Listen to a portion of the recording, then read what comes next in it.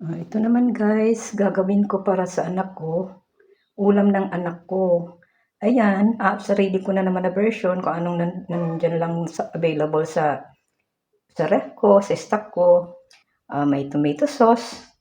And then, ito lang kukunti lang.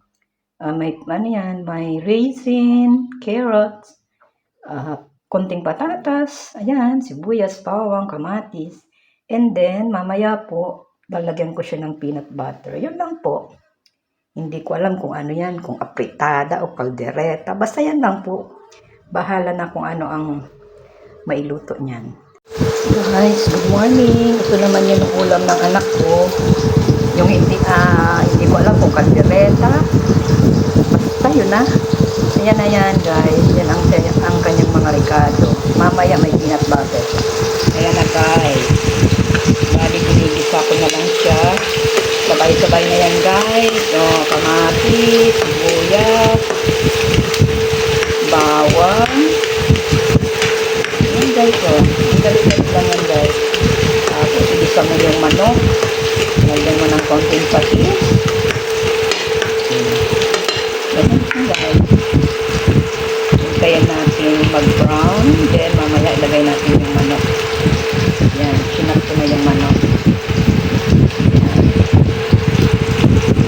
Wala na ibang ano yan, walang bell pepper. Pero guys, ang kalalabasan ito masarap. Favorite ko ng anak. Basta may peanut butter and tomato sauce. Okay na yan sa kanya. Yan guys. Ito guys, ito na. Ilalagay ko na guys ang manok. Yan.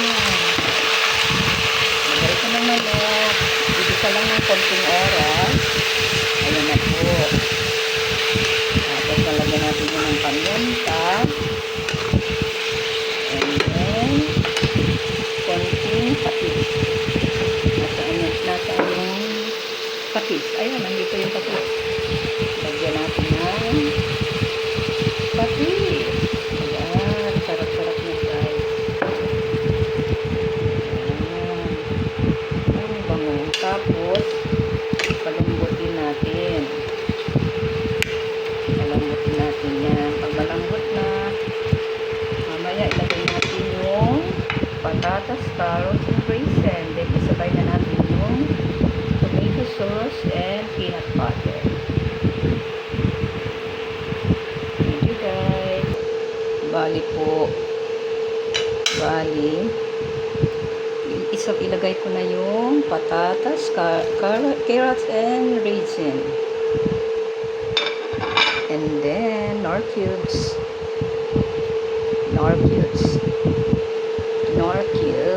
Sarap. Simple lang yan guys. Pero ang lasa niyan, hindi kompleto, pero masarap yan. Ang peanut butter niya guys, ang nilagay ko ay yung homemade peanut butter. Gawa ko yan guys. Kasi isa yan sa negosyo ko. Almost 25 years na akong gumagawa ng homemade peanut butter. Baka may gusto dyan mag-order. Ayan, hintayin na lang natin lumambot guys. Okay? Guys, ito na yung finished product guys. Ayan.